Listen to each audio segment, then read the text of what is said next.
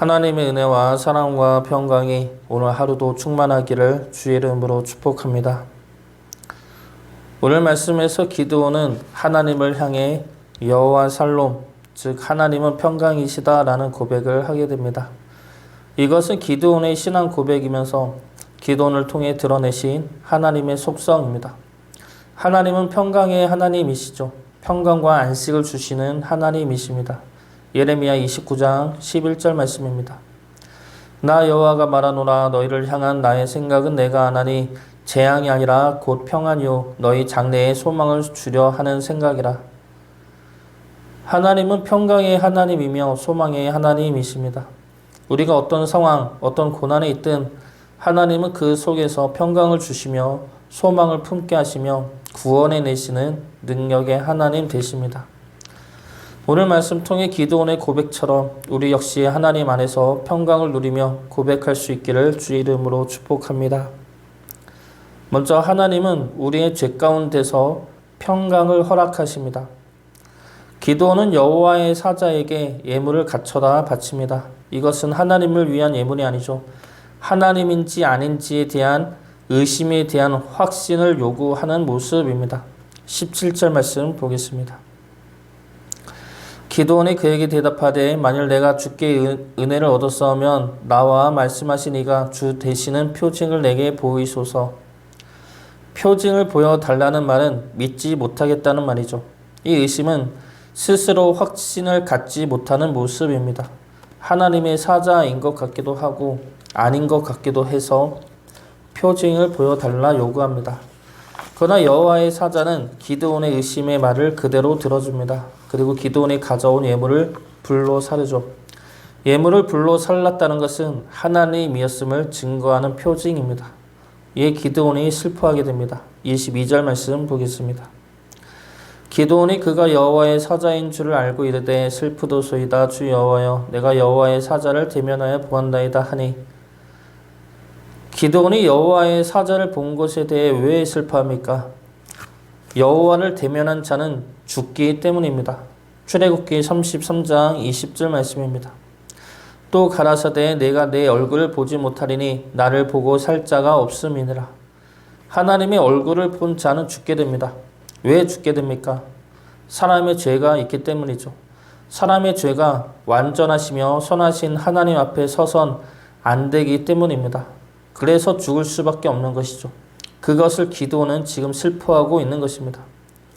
그러나 하나님이 죽지 아니할 것이니 두려워하지 말라 말씀하십니다. 23절 말씀 보겠습니다. 여호와께서 그에게 이르시되 너는 안심하라. 두려워하지 말라. 죽지 아니하리라 하시니라. 여호와의 사자는 여호와의 말씀을 대언하는 자입니다. 그렇게 기드온은 하나님의 얼굴을 대면한 자는 아닙니다. 그러나 기드온은 하나님의 사자 앞에서 하나님을 의심하는 죄를 범했습니다. 하나님의 사자 앞에서 하나님을 원망하고 하나님의 구원을 부정하는 분노의 죄를 범했습니다.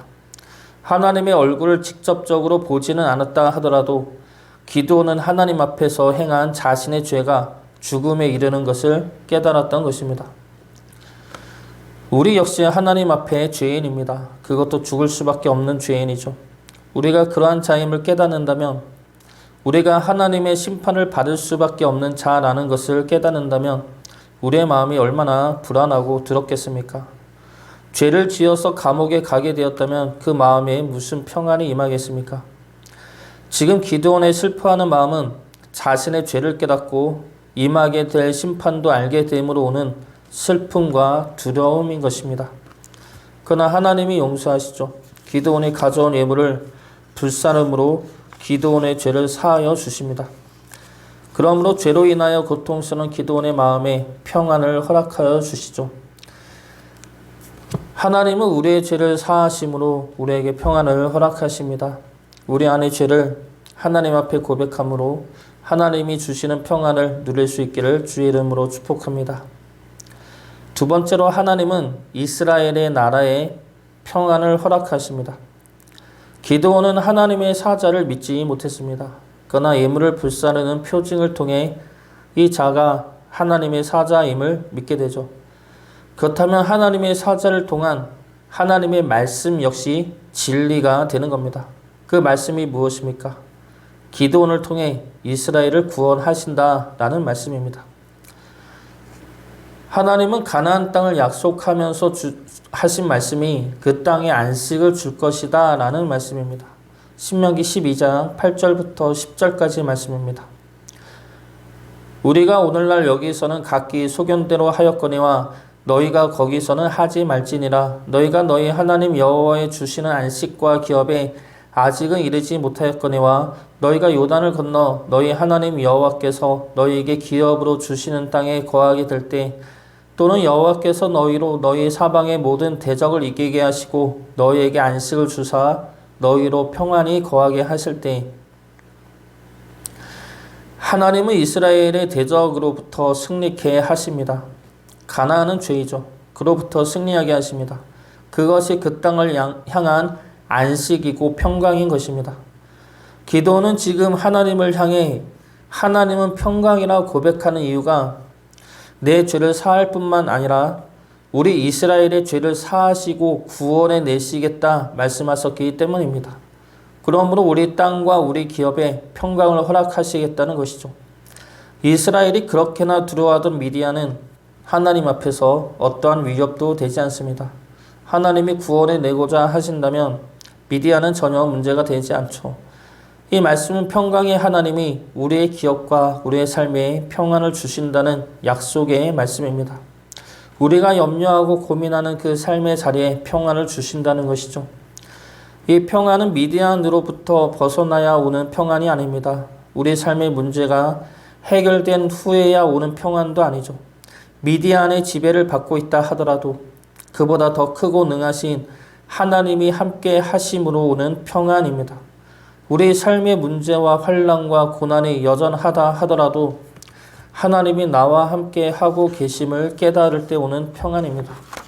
하나님이 함께 하시고 구원의 손으로 우리를 인도해 내신다 하시는 그 말씀이 우리 안에 믿음으로 새겨질 때 우리는 어떠한 상황에서도 평안을 누릴 수 있게 될 것입니다.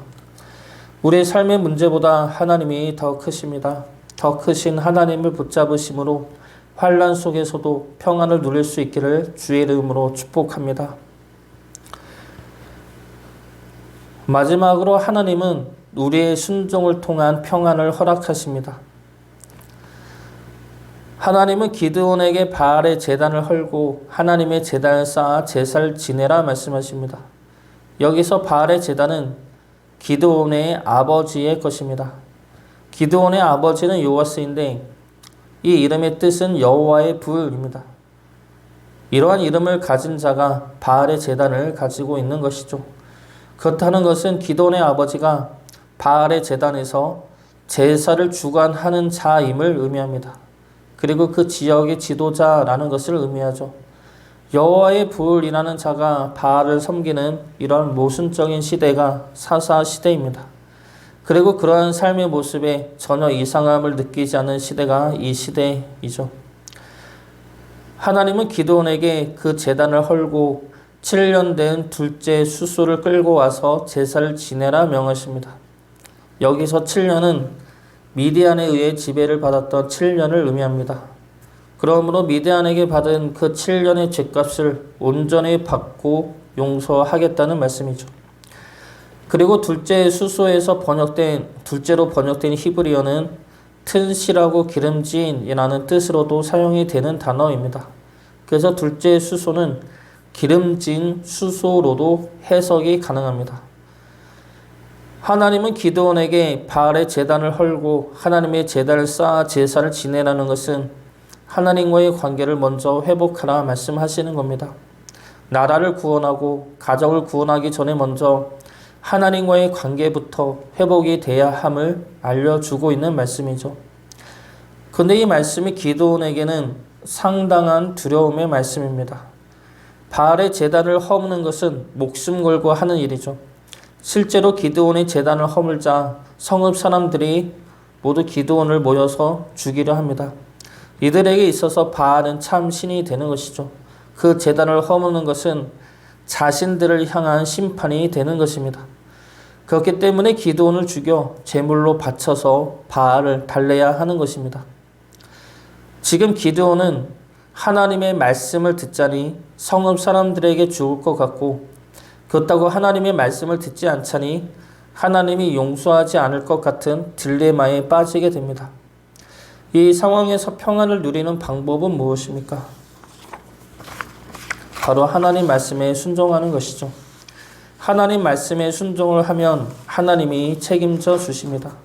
사람들이 죽일 것 같아도 그들은 우리의 육신만 죽이겠지만 하나님은 영혼까지 멸할 수 있는 분이십니다. 마태복음 10장 28절 말씀입니다.